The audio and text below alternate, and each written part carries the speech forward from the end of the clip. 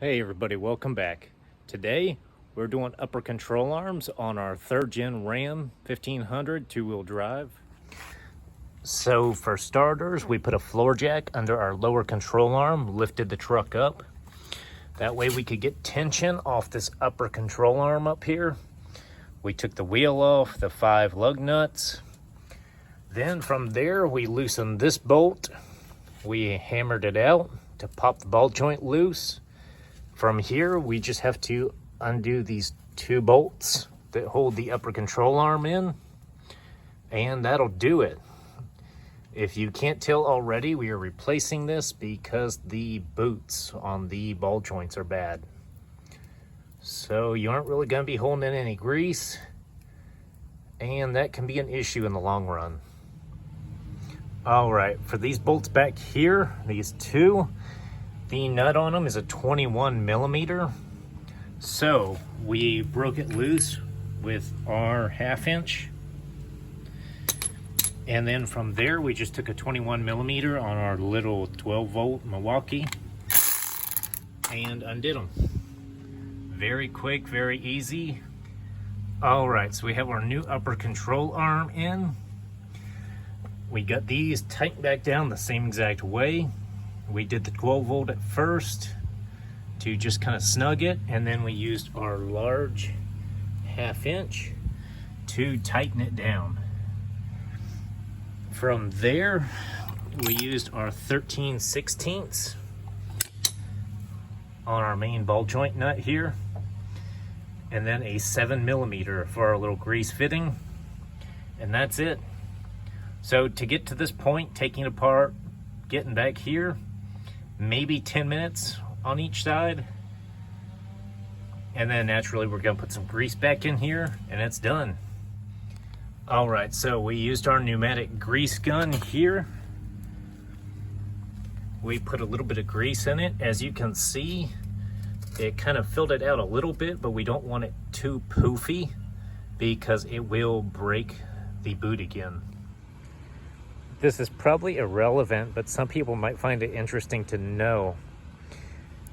If you work fiberglass, put resin in it, and it cures fully to shape, if you burn it, set it on fire, it's back to hairs again. If you see the shape in that, back to hairs. It's really weird. So this is our 2003 Ram 5.7 two-wheel drive. We have a leveling lift on the front, tow mirrors. Everything else is pretty much stock.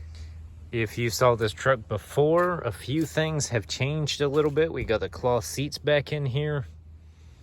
And naturally, we still have our 5.7 Hemi in here.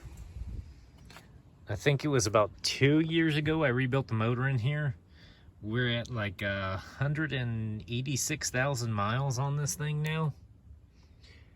Been a great truck. So naturally we have the Flowmaster Super 44 on here.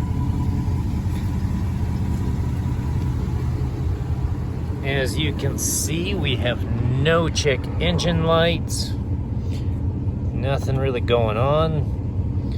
186,000 miles.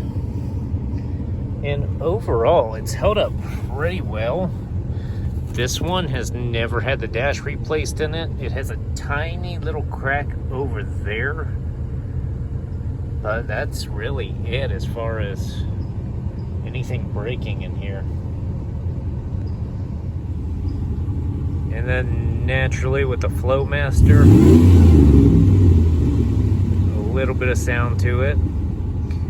We have a lower thermostat in here, so it runs a little cooler than usual. That's really about it, other than just a ton of maintenance that's been done. We repainted the truck. We did all new front end ball joints on it, tied rods, sway bar links. We did brakes. We redid the exhaust. The motor's been rebuilt. We flushed the transmission, changed out the fluids. We did the pinion seal in the rear end and changed up the fluids in the rear end as well. Other than that, it really hasn't had a whole lot done other than just general maintenance, going through fixing seals, refreshing fluids, and that sort of thing. Granted, the truck is going to need to be retinted, and it's lifted for 33s and 12 wides, but we got the factory ones on for now until he figures out what he wants. It's been a great truck over the years.